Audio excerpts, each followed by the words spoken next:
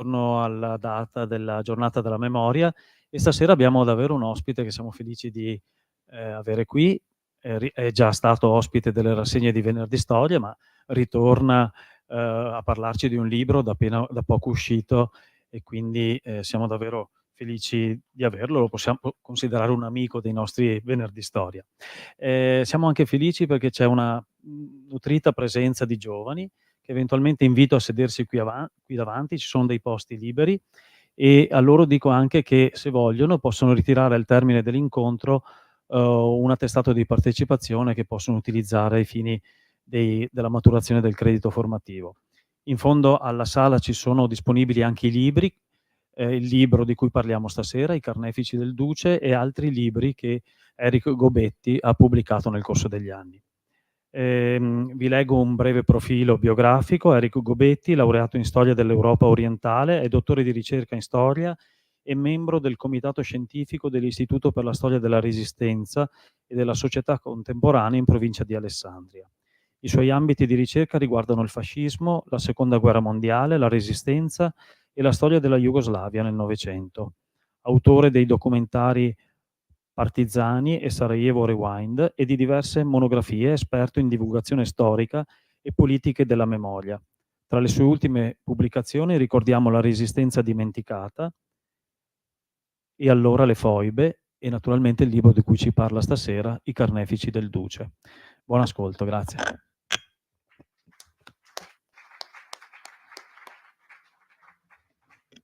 Beh, grazie ancora dell'invito, del secondo invito, spero che ce ne siano altri.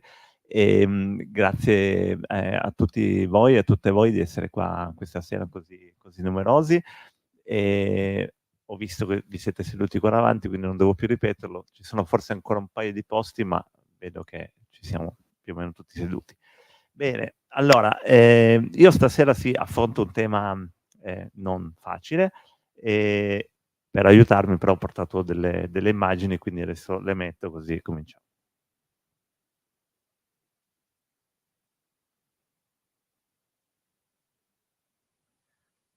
Ok, allora, come vedete appunto il tema dell'incontro è questo.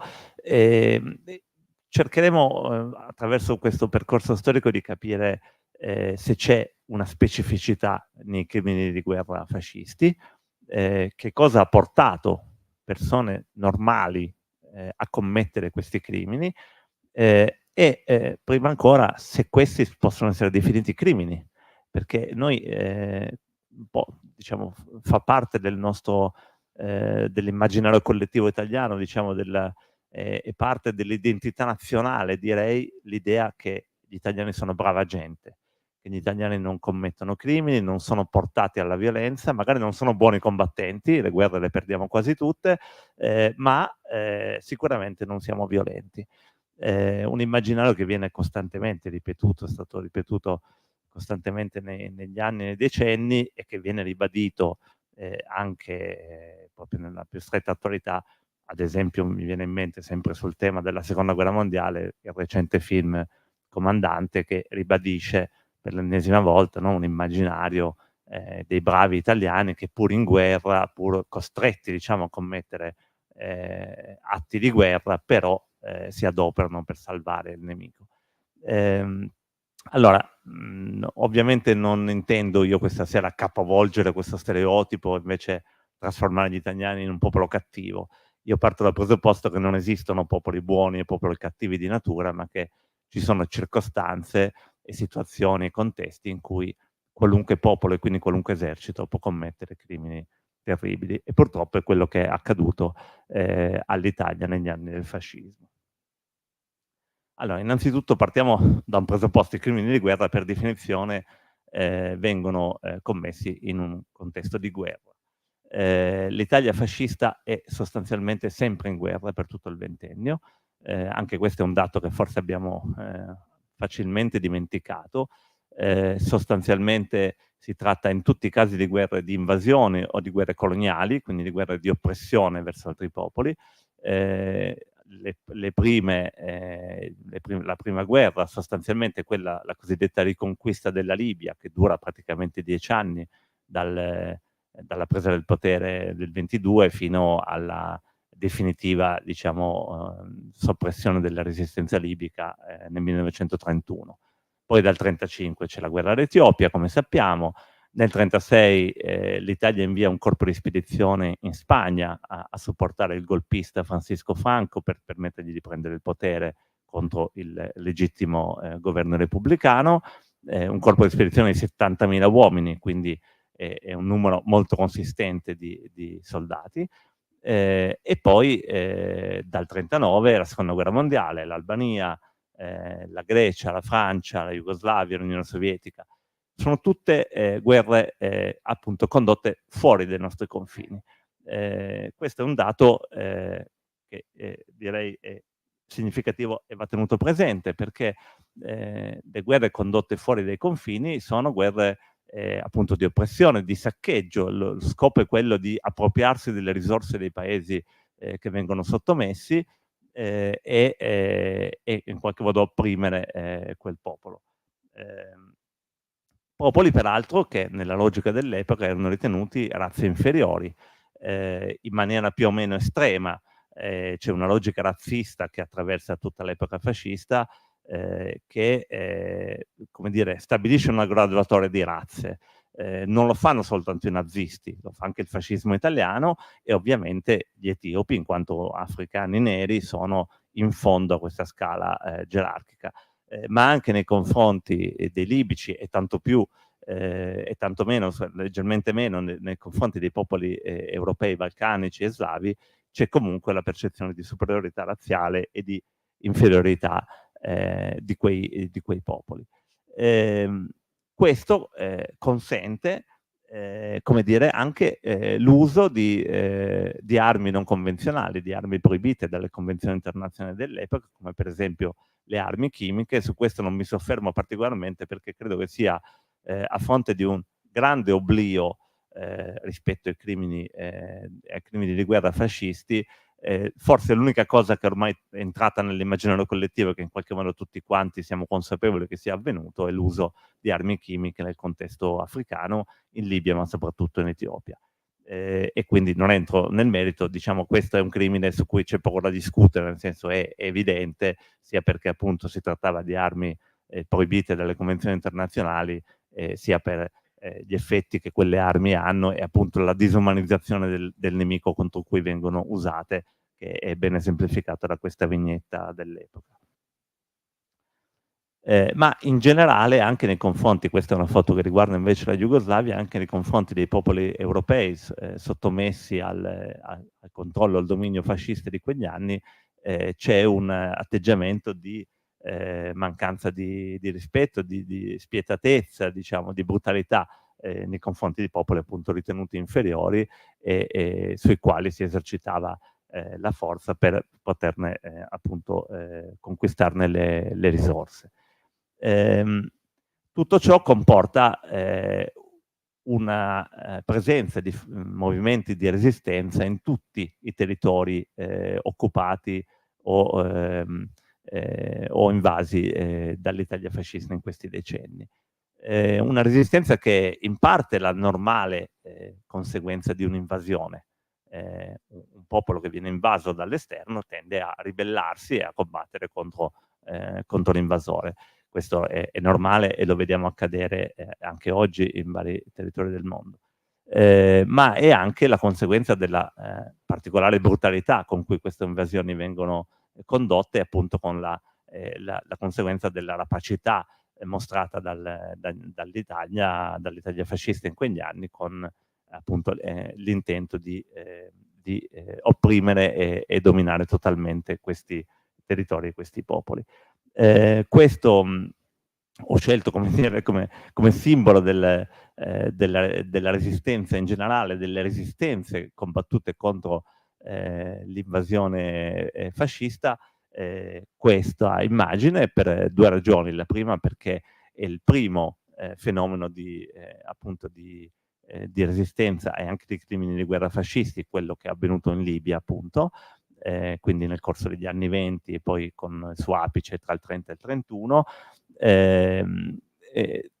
sottolineando però anche un aspetto che penso che sia un po' scontato, ma lo ribadisco. Naturalmente nel caso della Libia è l'unico caso di tutti questi che ho nominato in cui la Libia era già teoricamente annessa, diciamo, era già stata conquistata dall'Italia liberale, quindi prima del fascismo, ma appunto la campagna di riconquista, o meglio di conquista di fatto della Libia, viene condotta negli anni del fascismo. Il secondo aspetto che ci tengo a sottolineare a proposito di quell'oblio che in qualche modo circonda questi temi di cui parliamo questa sera, come dire, un immaginario collettivo si costruisce anche attraverso i film, non a caso prima ho citato Comandante, anzi si costruisce in gran parte attraverso i film, che hanno sicuramente molta più presa e molto più effetto sull'opinione pubblica rispetto a una lezione di storia o un libro di storia. Su questi temi, a differenza di tantissimi altri temi della seconda guerra mondiale, anche che riguardano l'Italia, penso non so alla campagna di Russia, il Alamein, ci sono tanti film su questi argomenti, o per esempio più recentemente ci sono 2 film sul tema delle foibe, o moltissimi naturalmente sulla Shoah, sui crimini nazisti.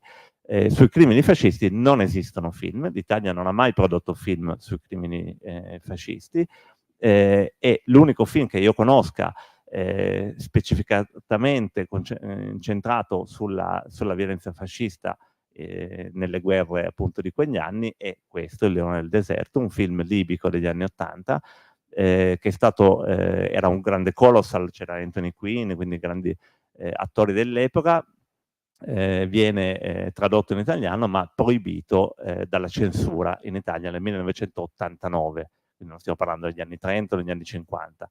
Nel 1989 la censura italiana proibisce la visione al popolo italiano di questo film perché è offensivo nei confronti del buon nome dell'Italia, diciamo così. Ecco, come funzionano le modalità repressive condotte dall'Italia nei confronti di questi movimenti di resistenza che si scatenano un po' ovunque nei territori invasi dall'Italia?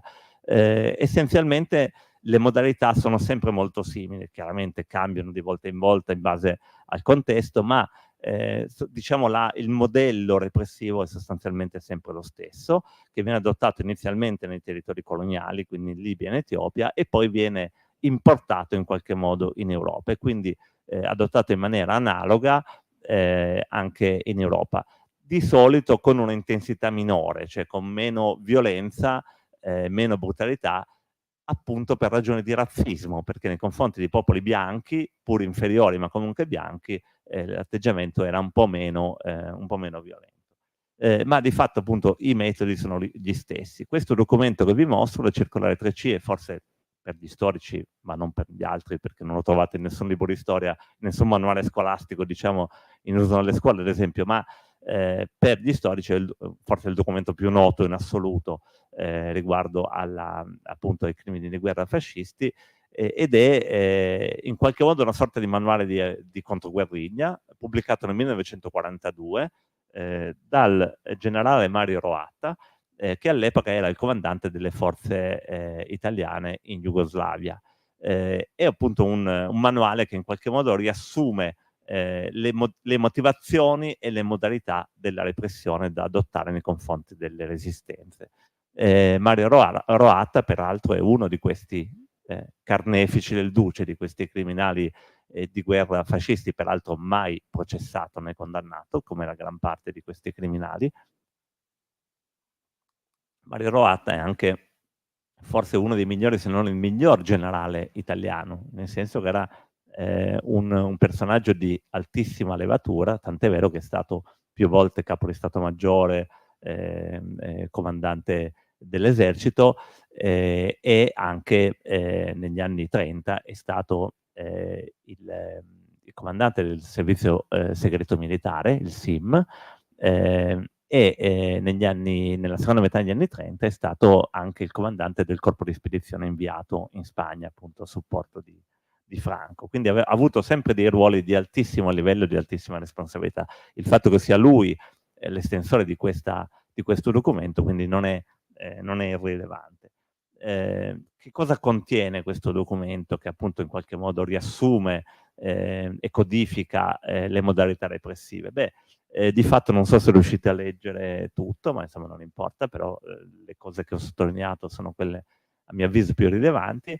Intanto il punto di vista, diciamo il punto di partenza, la logica di partenza è che i popoli, diciamo, sottoposti all'occupazione italiana sono potenzialmente globalmente nemici, cioè è il popolo che è nemico, non è l'esercito sconfitto, che ormai è stato sconfitto. Queste sono tutte guerre condotte appunto o in territori già conquistati come la Libia o in territori che vengono molto rapidamente conquistati, che quindi sono soggetti a una occupazione militare. Allora,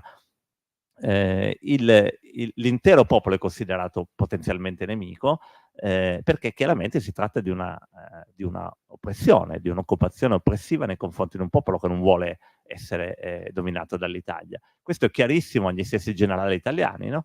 Quindi si parte dal presupposto che il popolo è interamente nemico, a meno che non collabori apertamente con gli italiani. Non basta, come viene sottolineato qui, la simpatia, che mostrino simpatia verso gli italiani, devono collaborare direttamente con gli italiani. Allora sì, se combattono a fianco degli italiani, come succede agli Ascari, le truppe coloniali che vengono reclutate in Eritrea inizialmente, poi anche in Libia e in Etiopia, oppure anche nel caso dell'Europa, anche la collaborazione di tipo politico o comunque anche diciamo amministrativo, ma anche militare, allora in questo caso va bene, possiamo considerarli i nostri alleati, ma in tutti gli altri casi è proprio il popolo globalmente considerato nemico.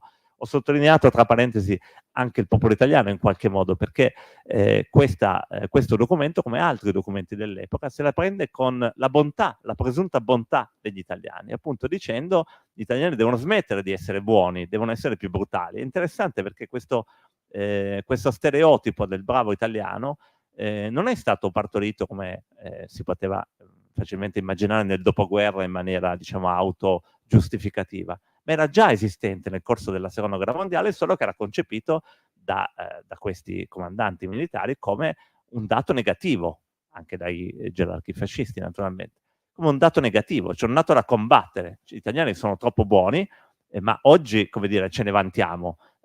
80 anni fa invece questo faceva infuriare i comandanti politici militari dell'Italia dell'epoca. Tant'è vero che appunto gli ordini erano brutali nei confronti delle popolazioni oppresse, ma in qualche modo anche nei confronti dei propri stessi soldati. Roatta si vantava di far fucilare i codardi del suo esercito in Spagna, quell'esercito teoricamente volontario, ma che era composto di fatto da soldati di leva costretti a combattere appunto con i fascisti spagnoli. E la conseguenza logica della percezione che l'intero popolo oppresso è nemico è la punizione collettiva. Quindi di fatto qua si parla di internamento, di cattura di ostaggi e fucilazioni, ma sostanzialmente diciamo è l'intera popolazione, soprattutto quella popolazione che vive nei territori dove è attiva la resistenza, che in qualche modo subisce la punizione collettiva rispetto al movimento di resistenza. Sono fenomeni, come vediamo, diciamo di estrema attualità, perché in fondo quello che succede oggi a Gaza non è molto diverso come dal punto di vista della logica. Ecco, concretamente cosa accade quindi? Questo appunto, ripeto, vale un po' per tutti gli scenari, io faccio degli esempi un po' random in vari contesti. Questa immagine riguarda la Jugoslavia, ci sono grandi operazioni militari, appunto i rastrellamenti, in cui intere aree vengono circondate e attaccate con un grande dispiegamento di forze, anche utilizzo di armi sofisticate per l'epoca, diciamo, sicuramente al di sopra delle possibilità che hanno i ribelli partigiani. In Libia, ad esempio, vengono utilizzati già negli anni 20 gli aeroplani per bombardare, oppure le autoblindo, che sono diciamo, una novità tecnologica dell'epoca per inseguire i ribelli, che invece combattono a cavallo e con dei fucili antiquati. In Jugoslavia, anche in questo caso si usano i bombardamenti aerei e altri bombardamenti anche con l'artiglieria, ma essenzialmente si tratta poi di operazioni di fanteria, quindi le fanterie circondano grandi territori e mettono a ferro e fuoco tutto ciò che trovano, quindi rendono impossibile la vita non solo ai partigiani ma anche ai civili che vivono in questi territori.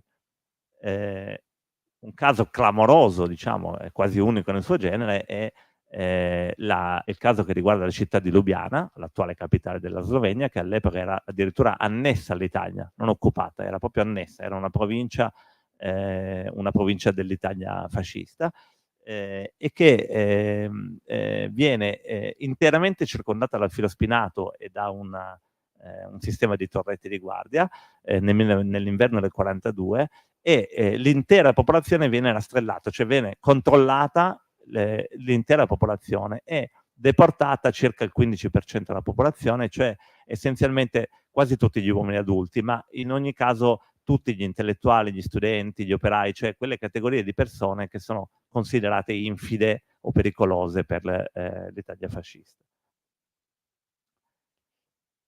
Poi ci sono ovviamente le esecuzioni. Allora, i partigiani vengono considerati franchi tiratori, questo secondo le leggi, anche le regole di ingaggio, diciamo, dell'epoca. Oggi non è più così, ma appunto prima delle convenzioni di Ginevra del 49 i partigiani erano considerati franchi tiratori e quindi verso di loro, come dire, erano traditori, quindi si potevano fucilare una volta catturati. In tutti questi contesti l'Italia fucila o impicca, a seconda dei contesti, i partigiani, ma anche i presunti partigiani, diciamo, non si va molto per il sottile, sono esecuzioni sommarie sostanzialmente. Questa foto peraltro di nuovo rappresenta in qualche modo un capovolgimento rispetto all'immaginario collettivo. Se cercate su internet con la parola foibe, la prima immagine che vi viene è questa.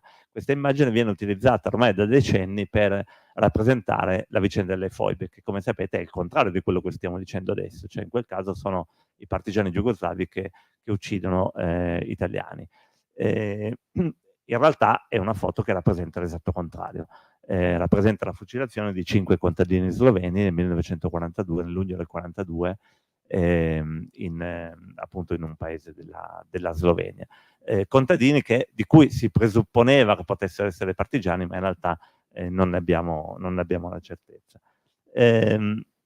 Va anche detto che per quanto riguarda le fucilazioni sommarie, appunto in gran parte venivano fatte nei confronti dei partigiani, in tutti i contesti di guerra, o anche le impiccagioni, come accennavo prima, utilizzate soprattutto in Africa, ma non soltanto nei confronti dei partigiani. Ad esempio, i soldati sovietici, dopo essere stati utilizzati spesso per dei lavori nei territori di guerra, cosa in quel caso proibita dalle convenzioni internazionali anche dell'epoca, talvolta sono stati fucilati nei campi di prigionia, quindi fucilati per rappresaglia in questo caso. Anche questo è un crimine di guerra, anche riconosciuto all'epoca. Si parlava di partigiani, di uomini in armi, diciamo, che combattevano contro gli italiani, ma dobbiamo ricordare che c'erano anche molte donne che combattevano nelle resistenze in tutti questi contesti, ma devo dire soprattutto nei Balcani, in particolare in Jugoslavia. In Jugoslavia l'esercito partigiano era composto da circa il 20% di donne combattenti, e molte di queste donne anche venivano fucilate. In questo caso, questa definita giovane comunista, noi non sappiamo neanche in questo caso esattamente se fosse una partigiana o meno, ma viene catturata dai soldati italiani e poco dopo fucilata insieme, come vedete, ad altre 2 ragazze e 5 uomini. Queste immagini sono tratte dall'archivio Istituto Storico della Resistenza di Aosta, ed è un ufficiale italiano che le ha portate a casa dopo la guerra. Sono rimaste diciamo a casa sua fino a quando alla sua morte sono state appunto cedute all'archivio, quindi ora sono immagini pubbliche e riguardano il Montenegro. Ecco, in Montenegro il comandante delle truppe italiane era Alessandro Pirzobirli, un altro generale che non è mai stato processato per i crimini di guerra che ha commesso. In particolare lui era proprio specializzato scusate l'ironia, ma era specializzato nella cattura di ostaggi, appunto che avrebbero dovuto impedire le operazioni di resistenza, ma poi quando queste operazioni avvenivano, appunto venivano fucilati gli ostaggi. È una pratica che lui ha adottato quando era comandante di un corpo d'armata in Etiopia e poi anche quando era governatore del Montenegro. Il caso che cito in questa slide Il più grave caso di fucilazione per rappresaglia è avvenuto nei Balcani, e come vedete la percentuale è di 1 a 20, che è esattamente il doppio di quello delle Fosse Ardeatine, per capirci. Quindi quando parliamo dei crimini nazisti, diciamo, tenendo da parte la Shoah, diciamo, lo sterminio, il genocidio condotto dai nazisti, che è un'altra pratica che gli italiani non adottano, ma diciamo la gran parte dei crimini nazisti non hanno niente da invidiare a quelli italiani, seguono la stessa logica e spesso sono simili, se non addirittura in alcuni casi come in questo, sono peggiori quelli italiani. Naturalmente ci sono anche vere e proprie stragi, appunto il caso di prima, ma ce ne sono altre 2 che sono le più grosse che avvengono nei Balcani, e le cito non perché, come dire, il contesto africano valga meno, naturalmente, o la vita degli africani valga meno, ma perché vale la pena anche notare come questi eventi siano avvenuti vicinissimo a casa nostra, in alcuni casi in posti magari dove andiamo in vacanza e dove siamo del tutto inconsapevoli di ciò che è avvenuto durante la guerra, o addirittura come nel caso di Podum, vicinissimo al confine italiano, anzi in territori che oggi si vorrebbero rivendicare in qualche modo come italiani, no? Rispetto alla retorica sul tema delle foibe, quindi a pochi chilometri da Fiume. In tutti e 2 i casi si tratta appunto di rappresaglie verso un paese che viene interamente raso al suolo e tutta la popolazione maschile viene fucilata, mentre donne, vecchi e bambini vengono deportati nei campi di concentramento. Questo è forse il tema più clamoroso, diciamo, in questa vicenda, non solo perché il campo di concentramento ovviamente ci trasmette un immaginario terrificante, ma anche perché anche in questo caso io credo è molto presente nel nostro immaginario, anche giustamente naturalmente il campo di sterminio, i campi nazisti, ma forse pochi di noi sanno che il fascismo ha istituito centinaia di campi di concentramento. Questa è un'immagine tratta dal sito Campi Fascisti, che potete andare a consultare, che è un sito che per anni ha lavorato per catalogare, diciamo, tutti i luoghi di internamento creati dall'Italia fascista. Sono davvero centinaia, ovviamente con pratiche repressive e modalità logiche differenti, ma diciamo quelli che sono stati creati per internare civili residenti nelle zone dove è attiva la resistenza sono comunque moltissimi. Adesso faremo alcuni esempi. Il caso più clamoroso riguarda proprio la Libia, torniamo all'inizio di questa storia. Peraltro, prima ancora che il nazismo andasse al potere, tra il 30 e il 31, l'Italia fascista sta portando a termine appunto la conquista della parte interna della Libia, combattendo contro il leone del deserto, Omar al-Mukhtar, che abbiamo visto prima in quel titolo di film, sostanzialmente per sconfiggere la resistenza si decide di internare l'intera popolazione del territorio dove è attiva la resistenza, tutti. 100.000 persone vengono deportate e chiuse in campi di concentramento in mezzo al deserto, che sono tendopoli nel deserto, come si vede in questa immagine. Gli viene sottratto il bestiame, che è l'unica fonte di sostentamento che hanno, e quindi di fatto muoiono di fame. Circa 40.000 persone muoiono di fame nel giro di pochissime settimane nei campi di concentramento fascisti. Queste sono alcune immagini tratte da una graphic novel che poi non è mai stata realizzata, ma insomma era una proposta di graphic novel che abbiamo ricevuto noi all'Istituto Storico della Resistenza di Torino, appunto sul tema dei campi di internamento libici. Come si vede da questa seconda immagine, nei campi venivano anche eseguite le esecuzioni sommarie, appunto in particolare le impiccagioni, proprio per impressionare la popolazione libica e indurla a smetterla con la resistenza. In uno di questi campi infatti viene anche impiccato Omar al-Mukhtar, appunto il leone del deserto, quando viene catturato nel 1931. Ma i campi di concentramento esistono anche in Europa, non soltanto in Africa, in particolare proprio nei confronti delle popolazioni balcaniche e soprattutto di quelle jugoslave. Sono circa 100.000 anche in questo caso i civili jugoslavi che vengono deportati nei campi di concentramento italiani. In alcuni casi sono campi che si trovano all'interno dei confini italiani, in varie parti d'Italia, in Umbria, in Toscana, in Veneto, Altri casi invece si trovano sul territorio jugoslavo. Il peggiore di questi campi è il campo di Arbe, sull'isola di Rab, in Dalmazia, nella Croazia, diciamo, della costa croata, ad Arbe muoiono circa 1500 persone, di cui circa 200 bambini. Gli internati, appunto, ripeto, sono in gran parte donne, vecchie e bambini, perché gli uomini adulti vengono fucilati come partigiani. Questo è un caso, diciamo, un disegno tratto da un altro campo, il campo di Gonars, vicino a Udine, di un bambino detenuto in uno di questi campi. Globalmente sono circa 5.000 le vittime dei campi di concentramento, le vittime jugoslave dei campi di concentramento fascisti, su 100.000 internati. Vedete la differenza rispetto ai 40.000 libici. Il motivo essenzialmente proprio legato a una forma di razzismo, cioè nei confronti dei popoli africani, l'idea che queste persone muoiono di fame non fa né caldo né freddo a nessuno. Nel caso invece di questi popoli che sono considerati razze inferiori, ma comunque sono popoli europei, sono bianchi, gli stessi carabinieri che hanno incarico di governare questi campi, come dire, mandano missive un po' indignate o comunque, diciamo, con un certo sgomento rispetto al fatto che le persone stanno morendo di fame all'interno di questi campi.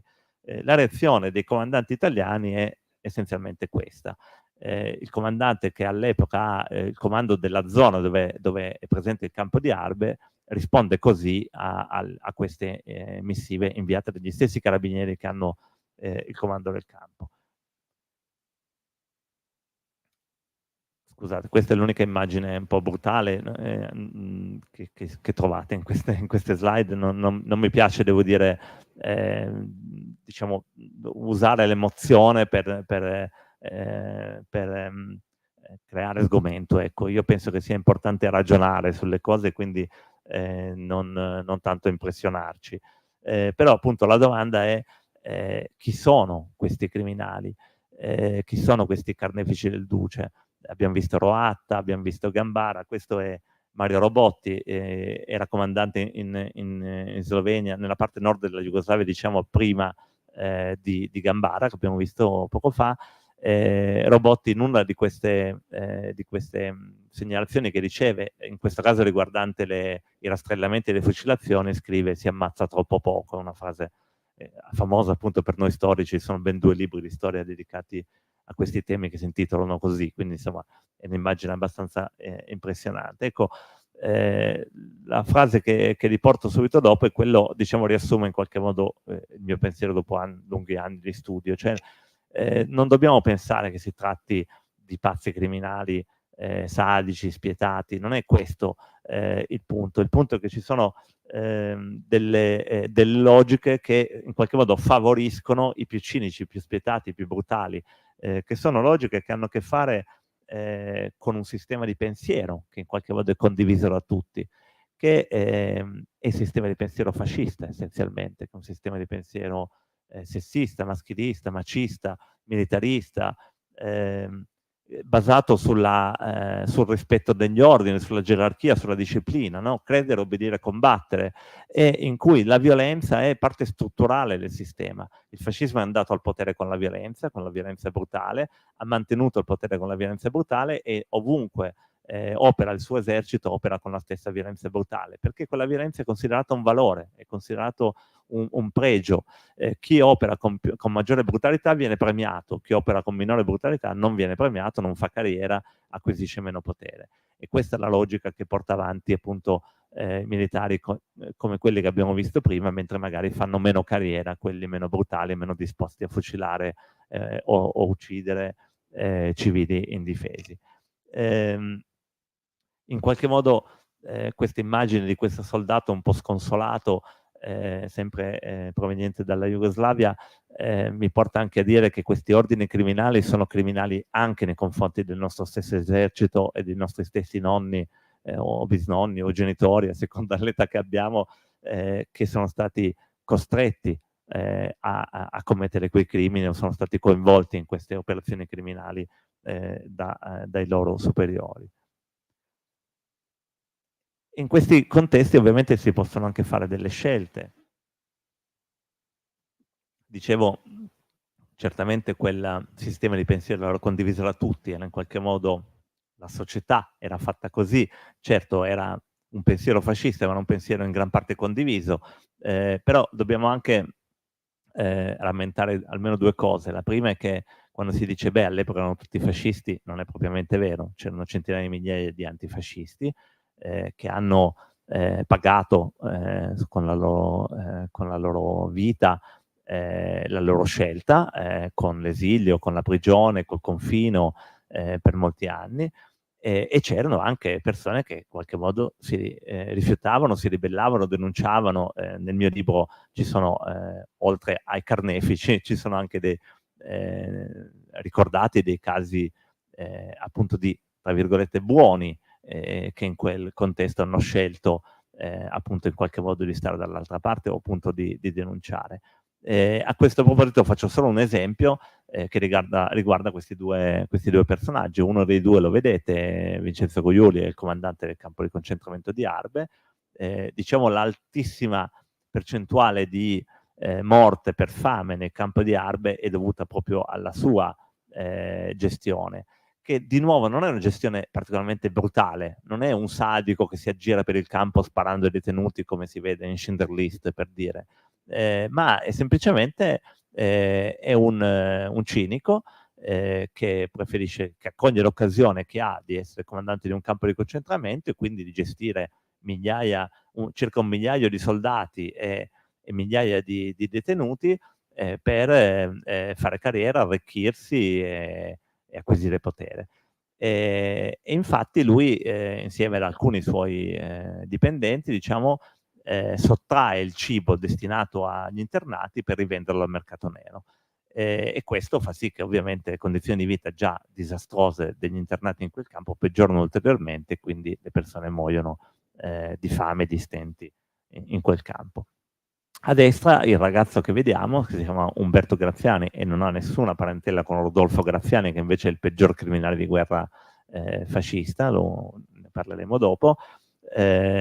Umberto Graziani è un ragazzo nato addirittura dopo il 28 ottobre del 22, quindi è nato e cresciuto col fascismo, non conosce nessun altro sistema politico, quindi lui è figlio di quei valori di cui abbiamo detto prima, di quel sistema di pensiero di cui abbiamo detto prima, non ne conosce altri, eppure si trova ad essere un soldato del corpo di guardia di Arbe e si rende conto delle condizioni di vita di questi internati e cerca di fare tutto il possibile per aiutarli, per consolarli e per dargli una speranza di vita. Dopodiché all'8 settembre del 43, quindi dopo la capitolazione dell'Italia, la resa dell'Italia, Umberto Graziani insieme a un altro soldato su circa 1000 soldati del corpo di guardia decide di passare dall'altra parte. Sostanzialmente gli internati si liberano con le proprie forze dopo l'8 settembre, quindi liberano il campo, i soldati vengono disarmati e gli viene concessa una barca per tornare in Italia, senza che gli venga torto un capello, soltanto il comandante Cuiuli viene processato e condannato a morte. Graziani insieme a un altro soldato decidono di diventare partigiani e combattono insieme ai partigiani jugoslavi fino alla fine della guerra. Non è l'unico, sono circa 30.000 i soldati italiani che dopo l'8 settembre, soldati di occupazione in Jugoslavia che dopo l'8 settembre scelgono di diventare partigiani e combattono nella resistenza jugoslava. 30.000 di cui circa 10.000 caduti per combattere appunto in Jugoslavia per liberare l'Europa dal nazismo tra il 43 e il 45. 10.000 caduti vuol dire circa il doppio delle vittime delle foibe. Diciamo che forse varrebbe la pena dedicare un po' di attenzione anche a questa storia che invece ne ha ben poca in Italia. Non esiste un monumento, non esiste una giornata commemorativa, non esiste niente che ricordi i partigiani italiani in Jugoslavia. Ma per tornare a Graziani e a tanti come lui, la scelta che fanno non è una scelta politica, non è una scelta ideologica, è una scelta morale, è una scelta umana, semplicemente. Lui si rende conto che stare dalla parte degli oppressori è sbagliato, che bisogna stare con chi ha subito l'invasione e l'oppressione fascista. Diciamo le nostre istituzioni non hanno esattamente la stessa idea. Cuiuli, ad esempio, è sepolto insieme a tutti gli altri soldati italiani morti all'estero nel sacrario dei caduti d'oltremare di Bari. Peraltro, a riprova del fatto che di Arbe, ovvero il peggiore campo di concentramento fascista in Europa, nessuno in Italia sa niente, ci sono numerose vie in Italia dedicate ad Arbe, cioè all'isola di Arbe, come se fosse un luogo qualunque, diciamo con le dovute differenze. Non voglio fare paragoni insensati, ma sarebbe come se in Germania ci fossero vie dedicate ad Auschwitz, cioè la graziosa cittadina della Polonia, e non al campo di concentramento di Auschwitz. Non a caso io qualche anno fa, ormai 10 anni fa, ho portato avanti una campagna nella mia città, Torino, per intitolare la via alle vittime del campo di concentramento di Arbe. Ovviamente questo non è accaduto e la via ora si chiama ancora Arbe, come tante altre in Italia. Peraltro quest'anno ricorreva l'80° anniversario della liberazione del campo di Arbe, appunto l'8 settembre del 43, quindi l'8 settembre del 2023 era l'80° anniversario, e si è tenuta una grande cerimonia in ricordo della fine di quell'incubo sull'isola di Arbe, appunto nel luogo del campo di concentramento, con la presenza del Presidente della Repubblica della Croazia e la Presidentessa slovena, quindi grandi, diciamo, i maggiori rappresentanti delle istituzioni croata e slovena. Dall'Italia non è venuto nessuno, non c'era nessun rappresentante dell'istituzione, neanche un sindaco di provincia. C'era il presidente dell'ANPI, Pagnarulo, con una piccola delegazione dell'ANPI, e io che ho organizzato un corso di formazione per docenti in quel luogo, in quei giorni. Ma di fatto nessuno a livello istituzionale ha pensato che potesse valer la pena di commemorare questo luogo della sofferenza così vicino all'Italia. Peraltro, parlando di toponomastica, l'Italia è ancora piena di luoghi intitolati a luoghi dell'oppressione e del colonialismo fascista, in particolare proprio del colonialismo. Via Tripoli Italiana, ad esempio. Questa è invece una via che non c'è, una proposta fatta da un collettivo di attivisti bolognesi che hanno provato a rititolare alcune vie di un quartiere che si chiama quartiere coloniale, mi sembra, no scusate, si chiama Cirenaica il quartiere, proprio il quartiere di Bologna, che ha questo nome perché appunto tutte le vie sono dedicate a luoghi del colonialismo italiano. Omar al-Mukhtar, avete capito ormai, è il leone del deserto, appunto, il protagonista di quel film di cui parlavamo prima. Beh, quindi diciamo, per arrivare al dunque, chi avrebbe senso celebrare, chi ha senso celebrare oggi tra questi nostri italiani? Certo, non tutti italiani, ma come dire, si comportavano e agivano in maniera differente. Ho preso due esempi un po' estremi, da una parte e dall'altra. Illo Barontini è un attivista comunista che ha combattuto da partigiano. Anche lui era un italiano dell'epoca, anche lui, come dire, viveva in quel sistema di valori, in quel sistema di pensiero, eppure ha fatto scelte completamente diverse da quelle fasciste. Ha combattuto coi partigiani etiopi, coi partigiani spagnoli nella guerra civile, ha combattuto anche come partigiano italiano in Italia tra il 43 e il 45. Contro di lui spesso si trovava Rodolfo Graziani, che era comandante delle truppe italiane in Libia, quindi responsabile dei campi di concentramento di cui abbiamo parlato prima, comandante delle truppe italiane in Etiopia, quindi responsabile dell'uso dei gas, ad esempio delle armi chimiche, e poi comandante dell'esercito dell'Italia fascista tra il 43 e il 45, l'esercito della Repubblica Sociale Italiana, quindi responsabile anche delle rappresaglie contro i nostri partigiani e contro i nostri civili durante la guerra di resistenza. Entrambi vengono celebrati in Italia oggi. Barontini ha un paio di vie dedicate a lui, questa si trova a Bologna. Graziani ha un monumento a lui dedicato nel suo paese natale, che vedete nella foto, e un parco a lui dedicato a Frosinone. Ecco, chiudo con questa immagine che anche questa è un po' brutale secondo me, anche se non si vedono morti ammazzati, per ricordare questo evento che credo che pochi conoscono ancora. Il 19 febbraio del 1937 avviene un attentato contro Rodolfo Graziani, appunto, a Addis Abeba, in seguito a quell'attentato si scatena un vero e proprio pogrom in città, per cui tutti gli italiani presenti in città, non solo i militari, non solo i fascisti, tutti quanti dai coloni, gli operai, i funzionari amministrativi, chiunque, si armano di qualunque cosa, maceti, bombe a mano, qualunque cosa trovano sotto mano e portano avanti una caccia all'uomo che dura parecchi giorni in cui massacrano tutti i neri che incontrano in città. Cioè la capitale dell'Etiopia, peraltro, una città ovviamente abitata prevalentemente da neri. Vengono uccise 20.000 persone in quei giorni. Dopodiché segue una rappresaglia che dura parecchi mesi in cui Rodolfo Graziani ordina, per esempio, lo sterminio di tutti i monaci del principale monastero copto dell'Etiopia. I copti sono cristiani, quindi è il massacro di cristiani più grande della storia moderna. Ecco, questa giornata è una giornata in qualche modo simbolica, quindi, perché è una giornata che rappresenta non soltanto i crimini fascisti, ma in qualche modo i crimini degli italiani, di italiani normali, che però in quel contesto di violenza, in quel sistema di pensiero, hanno potuto commettere crimini terrificanti. In questo senso, scusate, finita così, in questo senso è stato più volte chiesto e verrà fatto anche dall'ANPI nelle prossime settimane come dire, di creare una giornata commemorativa, come c'è il giorno della memoria, il giorno del ricordo, anche per i crimini coloniali, i crimini fascisti. E quel giorno dovrebbe essere proprio il 19 febbraio. Sono già state fatte 2 volte queste richieste negli anni passati, sono sempre state bocciate. Oggi però c'è un governo sicuramente favorevole alla condanna dei crimini fascisti e quindi direi che è il momento giusto per farlo. Grazie.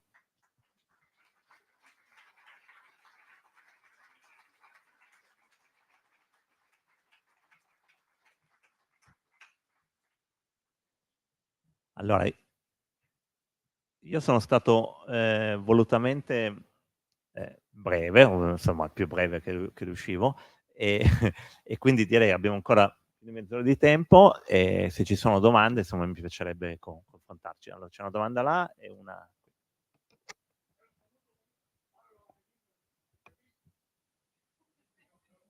Se si può in italiano è meglio perché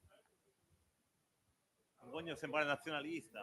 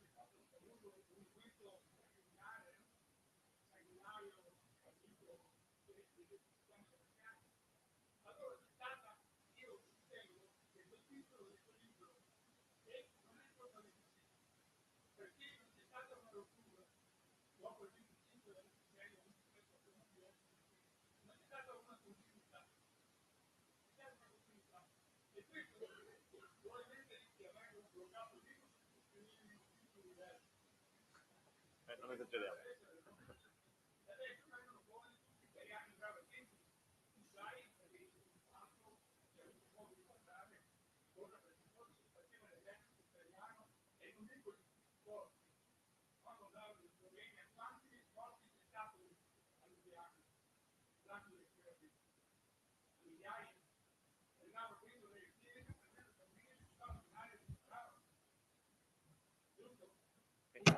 Grazie. C'è un'altra domanda.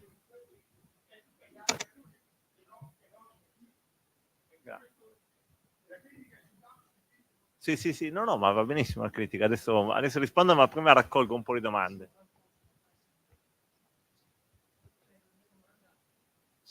La mia domanda è molto...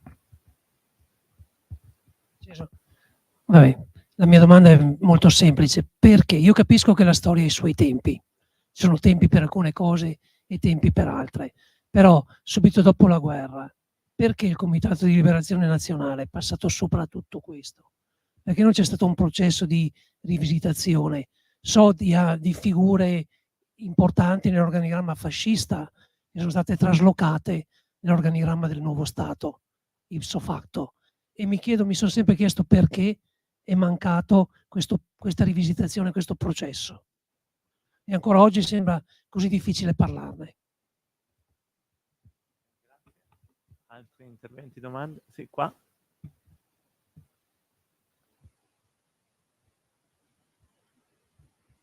Sì, volevo chiederle se fosse possibile aggiungere molto brevemente qualche riferimento al comportamento delle truppe italiane di occupazione. Più vicino solo, non è acceso ma più vicino. Se si può dire qualche cosa, ma molto in breve, anche sulla Grecia e se si può ipotizzare che nel caso di episodi particolarmente brutali dei nostri soldati, se non ci fosse anche un particolare accanimento per le difficoltà e lo smacco subito dagli italiani nella prima invasione della Grecia.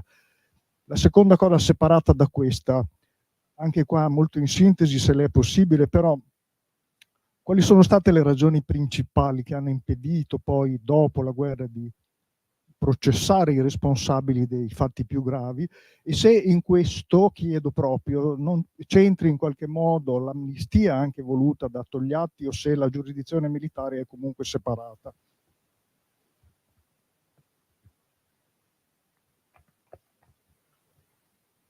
Magari... ok, vai. E in tutto quello che abbiamo sentito, i Savoia dove erano?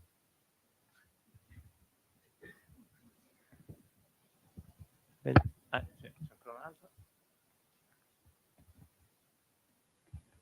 Sì, un altro particolare. Come gli storici dell'estero, come la storiografia estera ha affrontato questi problemi? Noi abbiamo capito che qui c'è stata la censura fino agli anni '80 di un film, quindi adesso, come ha detto lei, cambierà tutto, ma comunque sarebbe interessante capire anche all'estero come questo italiani brava gente è stato recepito. Grazie.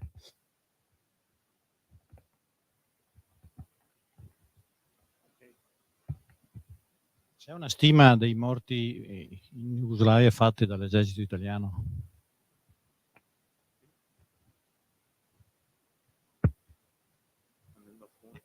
Ok. Vado, se no poi dimentico tutto, altrimenti facciamo un altro giro. Allora, vediamo se... Allora, non si giudica un libro dalla copertina. No, scherzo.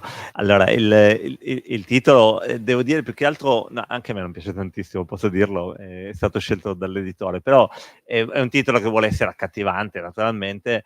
Secondo me si presta più che altro a una incomprensione, perché uno può pensare che si stia parlando di chi ha ucciso il duce, diciamo lì vicino Como, e non dei criminali fascisti. Comunque, in ogni caso, tu ponevi secondo me due questioni, che poi quella sui processi è stata anche ripresa da altre domande. Però il titolo è vero, lo ammetto, anche se non ci avevo mai pensato così dettagliatamente, però può trasmettere un'impressione sbagliata che io non condivido. Se leggerai il libro scoprirai che non è così, e cioè il fatto che tutta la responsabilità dei crimini sia attribuibile a Mussolini o una piccola cricca di suoi fedeli. Non è affatto così, credo di averlo detto verso la fine, ma penso che un po' si intuisse un po' da tutto il mio percorso di racconto, che in qualche modo, non dico tutti, ma moltissimi italiani, sicuramente centinaia di migliaia di italiani, se contiamo tutti i militari che hanno operato in Libia, in Etiopia, nei Balcani, nei vari teatri di guerra, e tutti, anche molti funzionari pubblici, coloni, eccetera, hanno in qualche modo preso parte a questi crimini, o comunque contribuito, collaborato, avuto un ruolo anche minore in questi crimini, che sono però in qualche modo il frutto di due elementi che credo di aver sottolineato. Il primo è appunto la guerra, ma non solo una guerra, perché le guerre possono anche essere guerre tra eserciti, possono essere guerre difensive contro un'invasione. Queste sono tutte guerre di invasione, guerre di oppressione. E quindi un tipo di guerra particolare, cioè guerre fatte in questo modo qua, e un sistema di pensiero che attribuisce alla violenza, alla brutalità un valore positivo, detto in due parole. E questo non è ovviamente, non è automaticamente uguale fascismo, però sicuramente questi due elementi sono tipici del fascismo, sono tipici dei fascismi in generale. I fascismi tendenzialmente sono violenti e sono aggressivi, e quindi tendono a invadere i paesi vicini. Lo dico anche perché se questo libro ha un valore oggi, ce l'ha perché ci aiuta a ragionare sul fatto che il fascismo non è finito il 25 aprile, non perché, adesso ne parlo, non perché non sia finito il fascismo, non sia finito quel regime, ma perché quel sistema di pensiero continua a esistere in tutto il mondo, continua a esistere anche in Italia, e molti si ispirano a quel sistema di pensiero, molti lo considerano un modello positivo, e molti ritengono che sia giusto operare in quel modo, e molti pensano anche che la vita di altri esseri umani che non sono italiani valga meno degli italiani, o che la vita di esseri umani provenienti dall'Africa valga meno della vita degli esseri umani provenienti dall'Europa. Lo vediamo banalmente nel modo in cui l'intera Unione Europea, non solo l'Italia, si comporta nei confronti dei migranti. Migranti provenienti da un territorio di guerra in Europa vengono accolti a braccia aperte, migranti provenienti da un territorio di guerra in Africa o in Asia vengono lasciati morire in mare. Cioè, non lo dico io, è un dato di fatto, e quindi c'è una logica razzista che in qualche modo tutti noi condividiamo, magari noi in questa sala no, ma chi ci governa lo condivide, e tutti i governi europei di fatto lo condividono. Quindi ecco, non penso che sia tutta colpa del duce, anzi praticamente non viene mai nominato Mussolini in questo libro. Per quanto riguarda il tema dei processi, lo tengo per ultimo perché mi sembra il più rilevante. La Grecia, sì, non ho approfondito nessun caso in particolare, però per dire due parole sulla Grecia forse vale la pena, perché come accennavo prima, poi ogni caso specifico ha le sue peculiarità, naturalmente. Io ho provato a dare un po' un quadro generale del fenomeno. In Grecia cosa succede? Io non credo che l'atteggiamento degli italiani in Grecia sia particolarmente più brutale che in altri contesti, e non credo che quindi sia nemmeno la conseguenza dello smacco subito.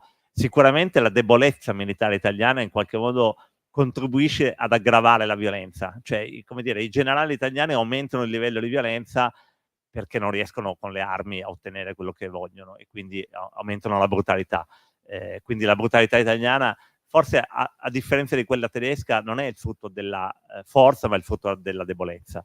In Grecia cosa accade? Che quella sottrazione di risorse già molto scarse presenti nel territorio greco, una vera rapina sostanzialmente delle poche risorse disponibili, produce nel giro di pochissimi mesi una carestia tale che muoiono di fame 300.000 greci.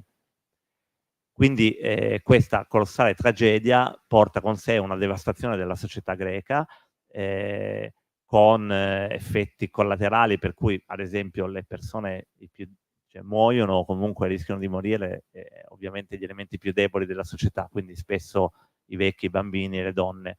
Le donne finiscono in molti casi per prostituirsi, per poter avere qualcosa da mangiare o sfamare le proprie famiglie. E vengono creati veri e propri bordelli militari organizzati dall'esercito, sfruttando appunto la debolezza di queste donne. È interessante come sia questo scenario, che è lo scenario reale, sia totalmente in contraddizione con lo scenario di fiction creato dal film Mediterraneo, che è un film molto bello. Io non critico di per sé il film, ma è un film che trasmette un immaginario che è totalmente capovolto rispetto alla realtà. In quel film, che peraltro ha vinto il premio Oscar come migliore film straniero e che quindi ha trasmesso anche nel mondo quell'immaginario degli italiani brava gente, è un film in cui i soldati italiani sono sostanzialmente in vacanza in Grecia, su un'isoletta dove le donne greche non vedono l'ora di accoppiarsi con gli italiani perché sono belli, simpatici e Latin lover. Totalmente il contrario di ciò che è accaduto realmente in Grecia in quegli anni.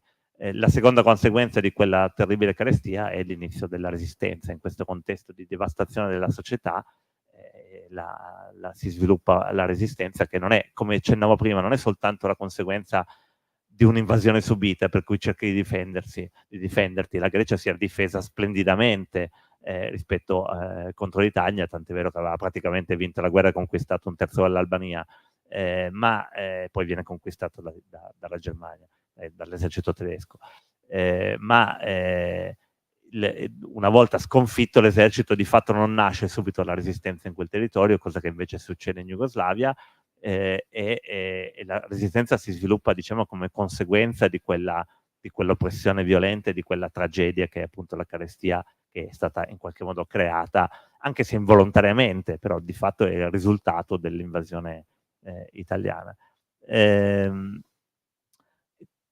Visto che ho parlato di Mediterraneo e dell'effetto che ha avuto all'estero, cito anche, cioè rispondo anche alla domanda su qual è la percezione all'estero. Beh, allora, ovviamente questo stereotipo del bravo italiano è in qualche modo presente anche a livello internazionale, non solo attraverso il Mediterraneo, ma anche per altre ragioni.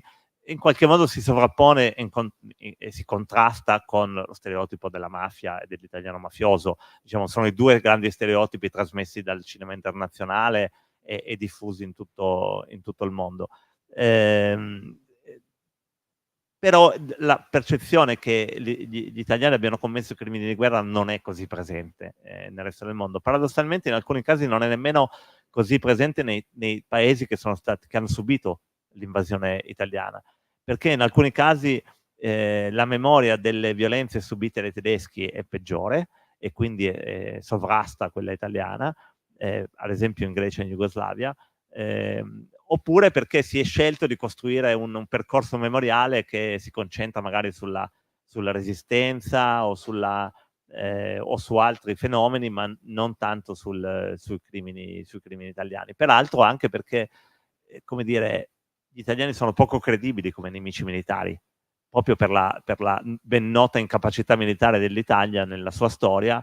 L'idea di costruire una memoria pubblica collettiva, ad esempio in Grecia o in Jugoslavia, sulla sconfitta degli italiani è un po' debole. Cioè, che ci vuole sconfiggere gli italiani? Cioè, non è che ti devi vantare più di tanto. Invece se hai sconfitto i tedeschi, quello sì che è una cosa di cui vantarsi. Quindi non dappertutto è presente una memoria così forte dei crimini, delle violenze subite. In Grecia è un pochettino diverso perché c'è la giornata del no, dice una specie di giornata memoriale che ricorda proprio la resistenza greca militare però all'invasione italiana, che si festeggia il 28 ottobre, perché il 28 ottobre non è solo il giorno della marcia su Roma, ma anche il giorno scelto da Mussolini per invadere la Grecia, e quel colossale fallimento ha fatto sì che quella giornata è diventata la giornata di festa nazionale in Grecia per la sconfitta dell'invasione fascista.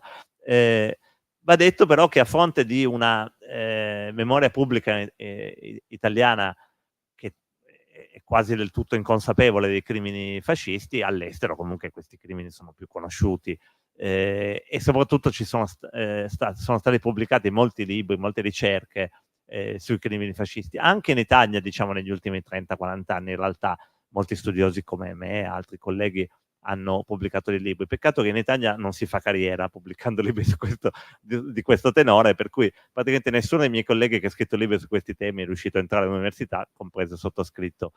All'estero invece anche grandi studiosi hanno fatto libri di questo tipo, e alcuni sono tradotti anche in italiano, per cui ad esempio sul massacro di Addis Abeba di cui parlavo prima, del 19 febbraio del 1937, c'è un libro inglese, di un autore inglese, su l'invasione, la partecipazione italiana all'invasione dell'Unione Sovietica, c'è un libro di un autore tedesco.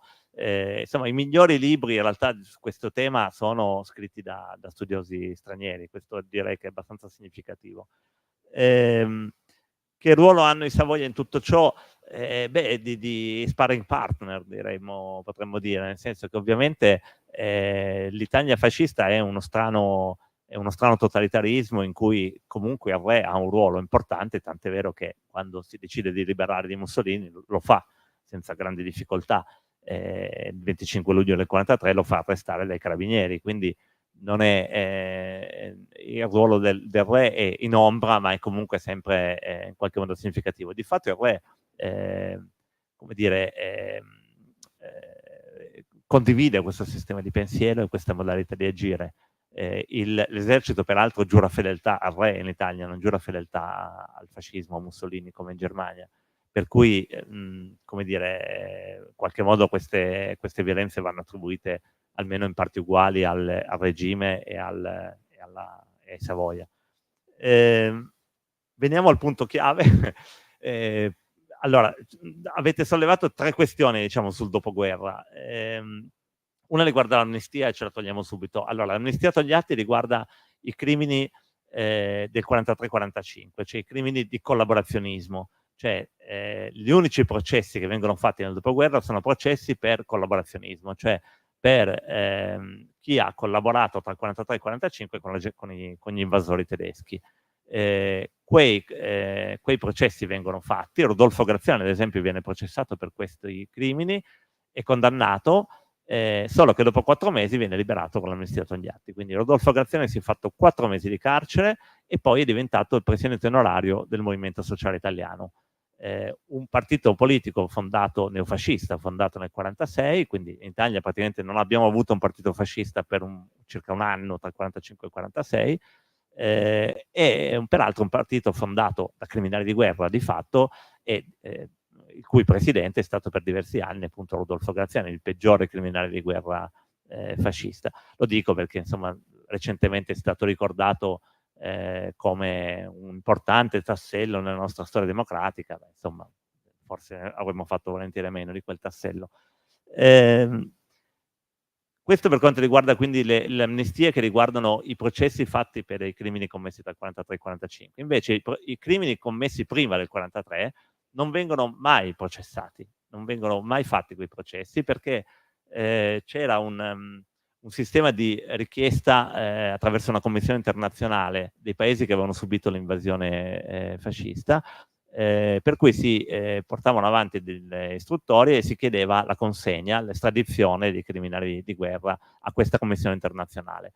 Quando l'Italia firma il trattato di pace il 10 febbraio del 1947, sottoscrive anche la promessa di estradare questi criminali di guerra ai paesi che ne facevano richiesta. Qualcuno ha citato la cifra di 750, che sono quelli richiesti dalla Jugoslavia. In generale erano più di 1000, 1100 qualcosa. Nessuno è stato estradato.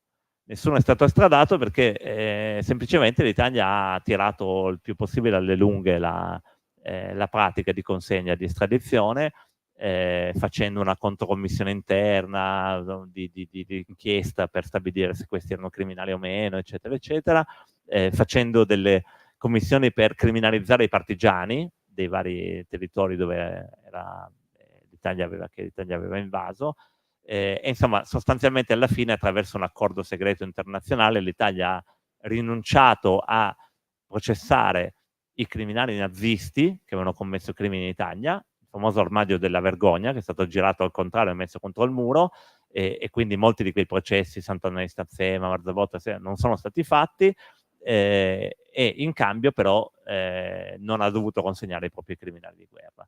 Un accordo mediato dagli Stati Uniti con l'intento di inserire Italia e Germania nella NATO. Questo ci sottolinea un elemento fondamentale, cioè nel dopoguerra si sviluppa molto rapidamente un nuovo conflitto internazionale, che è il conflitto tra i due blocchi contrapposti, quello comunista e quello capitalista. L'Italia si trova lungo la cortina di ferro, di fatto, non solo, ma è il paese che ha il più grande partito comunista d'Europa, e quindi è un paese in cui è necessario condurre in maniera più radicale possibile la crociata anticomunista. Questo rende comprensibile la scelta di non consegnare e non processare nessuno di questi criminali, in quella logica quindi di nuova crociata anticomunista, in cui i fascisti non solo non sono più un problema, ma forse sono anche una risorsa, perché chi c'è di più anticomunista se non un ex fascista, e quindi possono tornare utili. E questo ci porta all'ultimo tassello, che è quello della continuità dello Stato. Qualcuno ha detto molti di questi hanno continuato le loro carriere. È assolutamente vero. Quelli che ho nominato direi di no, nessuno, però molti di loro in realtà sì. Io alcuni che cito nel libro, appunto c'è proprio un capitolo dedicato in particolare a due personaggi che hanno avuto una carriera anche più brillante nel dopoguerra rispetto a prima, e questa continuità, diciamo, in parte è la conseguenza normale, diciamo, del funzionamento di uno Stato, cioè è necessario che i burocrati, i funzionari che fanno funzionare la macchina sono quelli, per cui a un certo punto non li puoi licenziare tutti, hai bisogno di averceli e li fai lavorare. Questo ovviamente però diciamo dipende dalle circostanze. Nel caso dell'Italia davvero non c'è stata quasi nessun tipo di epurazione nel dopoguerra, o anche quei pochi epurati vengono poco dopo reintegrati nei loro ruoli precedenti. I militari in realtà, questi che ho nominato, semplicemente erano troppo vecchi, sono andati in pensione banalmente, però appunto gran parte dei funzionari, diciamo, civili, ad esempio funzionari di polizia, prefetti eccetera, hanno continuato le loro carriere nel dopoguerra.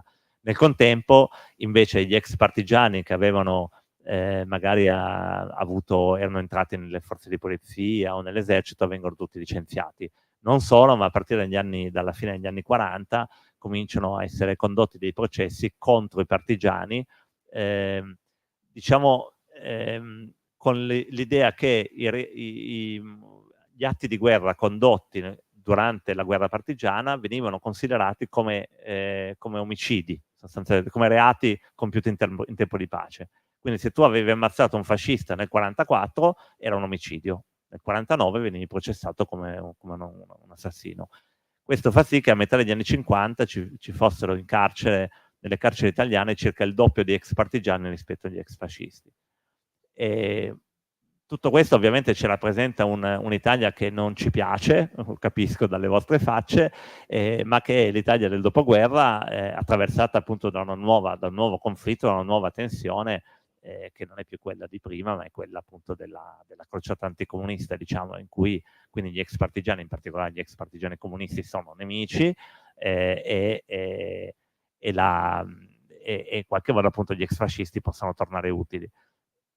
Questo, ripeto, può avere una logica in quel mondo bipolare, in quel mondo di scontro ideologico, io trovo raccapricciante che quella stessa logica in qualche modo sia tornata oggi così in auge. Non so se avete sentito una notizia di pochi giorni fa, ma la città di Lucca ha rifiutato di intitolare una via a Sandro Pertini, presidente più amato dagli italiani, perché era partigiano. Questa è la motivazione. Perché la logica che diciamo che anima almeno una parte politica, che però oggi è predominante nel paese, è che i partigiani sono dei criminali e quindi non si può intitolare una via a un criminale, che è esattamente la logica, diciamo, dell'epoca di cui abbiamo parlato oggi.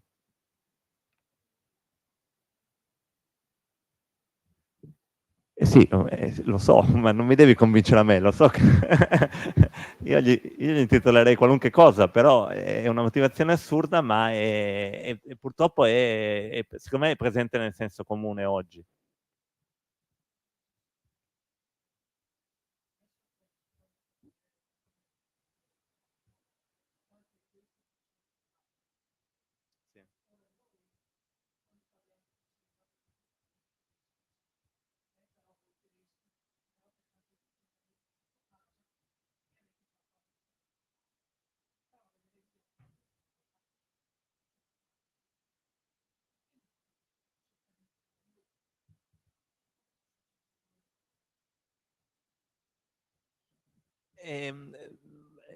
Allora, secondo me appunto nella logica dell'epoca questi erano nemici dello Stato, erano razze inferiori e quindi era giusto che stessero dentro i campi. C'è una frase molto bella che non è mia, ma che cito nel libro, che sostanzialmente dice i campi di concentramento servono a educare gli internati, ma anche a educare la società fuori dal campo di concentramento. I campi di concentramento non sono luoghi sconosciuti, sono luoghi con cui la società interagisce continuamente. Qualcuno li costruisce, gli operai li costruiscono, qualcuno gli porta da mangiare, spesso gli internati lavorano nei campi, fuori o nei lavori stradali o cose del genere, fuori dal campo. Cioè tutti sanno che esistono. Però è proprio la logica del campo è in qualche modo terrorizzante nei confronti della società e anche, come dire, dimostra, in qualche modo è la dimostrazione di stiamo facendo bene. Ecco, noi stiamo facendo questa roba qua, te lo faccio vedere, te lo mostro, non ti nascondo niente, ti sto dicendo, questi qua sono una razza inferiore, si sono ribellati contro di noi e si meritano di stare nel campo. Punto. Dopodiché, naturalmente, questa è la logica, dopodiché poi ci sono tanti esseri umani che hanno ancora un senso di umanità, anche nel contesto dell'Italia fascista, naturalmente, anzi la maggioranza ce l'aveva, per cui, per esempio, moltissimi di questi internati dopo l'8 settembre fuggono da questi campi, come è successo a Darby, succede anche in Italia, e questi internati che scappano dai campi in gran parte vengono protetti dalla popolazione italiana, che li nasconde, gli dà dei vestiti civili, li fa scappare, eccetera. Quindi comunque c'è anche una reazione umanitaria nei confronti di queste persone, però la logica è quella, come dire, fa parte del sistema, lo sappiamo e va bene, possiamo anche non essere d'accordo, ma quello è. Non mi sono ricordato di non aver risposto a una domanda sulla stima dei morti. Allora, noi purtroppo non abbiamo dei dati certi. Si parla di ordini di grandezza in tutti questi contesti, perché le ricerche sono state fatte poco, in molti di questi paesi come l'Etiopia e in Libia è stato difficile oggettivamente fare ricerca, e quindi con i dati che abbiamo oggi a disposizione possiamo dire che le vittime civili dei crimini fascisti possono essere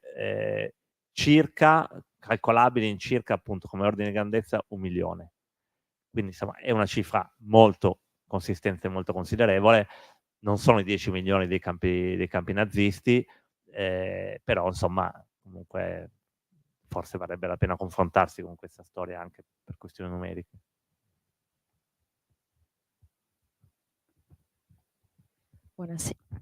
Buonasera, non so se c'è tempo per un'altra domanda.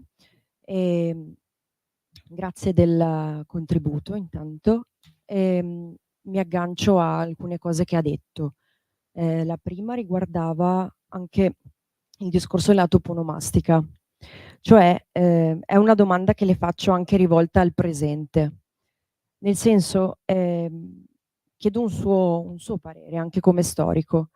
È giusto secondo lei cambiare la toponomastica o eliminare monumenti o riferimenti al passato coloniale italiano, o è più giusto reinserirli in una narrazione anche combattuta, anche divisiva rispetto a quello che può essere l'opinione pubblica, purché se ne parli? Nel senso, anche insomma, mi sono avvicinata a questo tema nel 2017, che c'è stata una mostra che si chiamava Ascari e Schiavoni a Venezia, e andavo a cercare proprio tutti i riferimenti della Venezia imperialista. Per fare un esempio, anche Riva degli Schiavoni, che conosciamo tutti, rimanda a questo passato. Come dall'altro lato il Ponte Littorio, adesso noi lo conosciamo tutti come Ponte della Libertà, perché nel 46 è stato cambiato il nome.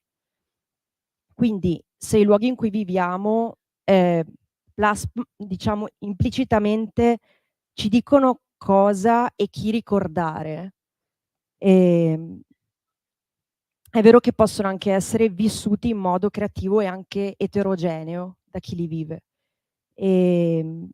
Un'altra domanda invece riguarda gli stupri di guerra, nel senso, questo silenzio su questa cosa, cioè che è avvenuta. Io mi rifaccio a un libro di David Forgax che ho letto, Margini d'Italia, dove ci sono anche immagini mandate dalla Libia, per esempio, sulle fotografie delle donne, come fosse una cartolina, diciamo, no? Quindi come si inquadrano negli stupri di guerra, nei crimini che lei diceva, se sono stati poi in qualche modo condannati in questa fase successiva, e se noi possiamo leggere questo silenzio su questi fenomeni come una doppia violenza sugli oppressi e anche sulle donne. Grazie. Grazie a te. Mi sa che posso rispondere solo a questa perché è finito il tempo e ho 2 minuti, non ce la farò mai. Comunque, no, grazie. Intanto condivido praticamente tutto quello che hai detto, quindi già la risposta è questa, sono d'accordo con te. Però, no, allora, secondo me intanto sono 2 questioni diverse. Secondo me, almeno per come la vedo io, i monumenti e la toponomastica, nel senso che il monumento può anche avere un valore estetico, può avere un valore artistico e quindi con quello bisogna anche confrontarsi, cioè abbattere i monumenti solo perché non ci piacciono, ci ricordano qualcosa che non condividiamo, non è un'idea che condivido. I monumenti vanno risemantizzati, secondo me. La toponomastica invece ci si può lavorare, si è sempre cambiata la toponomastica, si è cambiata in base alla percezione nuova delle cose. Come giustamente citavi, appunto nel dopoguerra molte vie e piazze hanno cambiato nome. Non credo che sia infattibile. Poi anche risemantizzare, dare un nuovo significato va benissimo. Via Tripoli italiana ci si può semplicemente aggiungere una cosa che spiega che l'Italia ha occupato la Libia negli anni XY, cioè va bene, però forse anche certe cose possiamo tranquillamente farne a meno. Peraltro quella cosiddetta cancel culture di cui viene accusato un presunto movimento di sinistra che vorrebbe cancellare i simboli del colonialismo, eccetera, eccetera, in realtà se noi guardiamo bene la cancel culture negli ultimi 30-40 anni è stata condotta soprattutto dalla destra, per abbattere tutti i simboli del comunismo essenzialmente, in particolare in tutto l'Est Europa, ma anche in molti casi anche in Italia, o per chiedere l'abbattimento dei simboli del comunismo. Ad esempio a Torino esiste ancora Corso Unione Sovietica, praticamente ogni legislatura c'è qualcuno che chiede di cambiare nome a Corso Unione Sovietica. L'unica sua fortuna è che un corso di tipo 5 chilometri ci abitano, non so, 30.000 persone, diventa un po' complicato cambiare i documenti a 30.000 persone, ma io penso che prima o poi lo faranno, come peraltro invece la denominazione di personaggi che a mio avviso in un paese democratico non dovrebbero essere su nessuna via e piazza. Oggi, per esempio, via Almirante ormai ci sono, non dico in tutte le città d'Italia, ma in tutte le regioni, penso sicuramente, ed è sicuramente un personaggio che, insomma, io credo davvero ha operato contro la democrazia, non a favore, per cui non vedo il senso di titolare delle vie d'almirante. Oppure altri simboli che sono, come dire, costruiti molto di recente e non hanno un particolare valore artistico. Penso alla statua di Montanelli a Milano. Cioè, io appunto, ripeto, non sono particolarmente favorevole all'abbattimento dei monumenti, ma quello è stato fatto 10 anni fa, è bruttissimo e rappresenta un personaggio che, se vi consiglio di leggere il libro, ci sono delle pagine peggio di quanto tu ti possa immaginare, che vedo che fai così con la testa, perché di alcune cose penso che nessuno, nemmeno io ero consapevole prima di trovare questi documenti. Montanelli sinceramente non gli dedicherei niente, ma insomma va benissimo perché la sua famiglia lo ricordi per il brav'uomo che era, ma noi, tra l'altro, Mussolini brav'uomo è il titolo del primo libro che ha scritto Montanelli nel dopoguerra, dico solo questo per capire il personaggio, ed è un uomo che ha fatto l'egemonia culturale in Italia, che ha scritto sul Corriere della Sera per tutti gli anni del dopoguerra e anche prima, cioè durante la guerra scriveva in prima pagina sul Corriere della Sera, nel dopoguerra scriveva in prima pagina sul Corriere della Sera, la stessa persona. E attraverso Montanelli arriviamo alla questione delle donne. Allora, gli stupri ci sono, ovviamente, come in tutti i contesti di guerra, e ci sono, come dire, sono una presenza costante, ovviamente, un contesto di guerra dell'oppressione, di guerra dell'occupazione, eccetera. Quindi ci sono. Va detto però che forse l'elemento che più caratterizza l'occupazione italiana non è lo stupro, ma è lo sfruttamento della prostituzione o della donna debole, indifesa, come accennavo prima nel caso della Grecia, e succede un po' dappertutto. Il caso di Montanelli, ad esempio, molto noto, secondo me corrisponde più a quella tipologia. Poi possiamo anche definirlo stupro se vogliamo, però quando lui più volte ha raccontato di aver avuto una moglie eritrea dodicenne o tredicenne, a seconda delle testimonianze, appunto possiamo anche definirlo forse stupro, ma in ogni caso rappresenta di fatto uno sfruttamento di una bambina a fini sessuali in un contesto di occupazione. La cosa forse più raccapricciante di quella vicenda lì, che secondo me è un po' emblematica, con questo forse vorrei rispondere alla tua domanda, è che lui ha continuato a raccontarla in televisione negli anni 70. Cioè a distanza di 30-40 anni dai fatti, lui continuava a raccontarla come una gogliardata, come una cosa simpatica, una cosa che si faceva, pazienza, lo facevano tutti, in Africa funziona così, testuali parole di Montanelli. Ora, questo secondo me rappresenta, cioè non significa che Montanelli era cattivo, non mi interessa dare un giudizio morale a Montanelli, però significa che a distanza di 40 anni quegli uomini adulti che hanno commesso quei crimini ancora non erano consapevoli che quella cosa lì era un crimine. E questo torna un po' all'inizio della mia conferenza, ma queste robe qua che vi ho raccontato stasera sono crimini o no? Perché a quanto pare quelle persone che li hanno commessi non ne sono mai stati consapevoli, perché non essendo mai stati né tratti in giudizio né giudicati dalla storia, diciamo così, dall'opinione pubblica, di fatto non hanno mai avuto la percezione che fossero dei crimini. Quindi quella roba lì per Montanelli non era un crimine, e probabilmente anche gli stupri in qualche modo non lo erano, se non diciamo nella percezione vabbè, è una cosa si fa da ragazzi, va bene. E questa è una cosa molto grave, naturalmente. Certo, concordo con te che in qualche modo è una seconda violenza verso queste vittime, ma verso tutte le vittime. Il fatto che, ad esempio, noi non ricordiamo le vittime di Arbe non è soltanto, come dire, una cosa grave per la nostra memoria pubblica, ma è una cosa grave per la memoria delle persone che sono morte in quel campo. Cioè, come possiamo non avere il minimo rispetto umano per quelle persone che abbiamo lasciato morire di fame, che dopo 80 anni ancora nessun rappresentante pubblico dell'Italia ha il coraggio di andare lì e dire scusate, il nostro paese non era quello di oggi, era un paese fascista, noi non ci identifichiamo con quel paese, non siamo più quell'Italia, noi vi chiediamo scusa perché non siamo più quell'Italia, nessuno ha il coraggio di farlo. Questo vuol dire non solo mancare di rispetto alla nostra memoria, alla verità storica, alla nostra storia, alla nostra democrazia, ma significa anche mancare di rispetto a quelle vittime e farle ucciderle 2 volte. Grazie.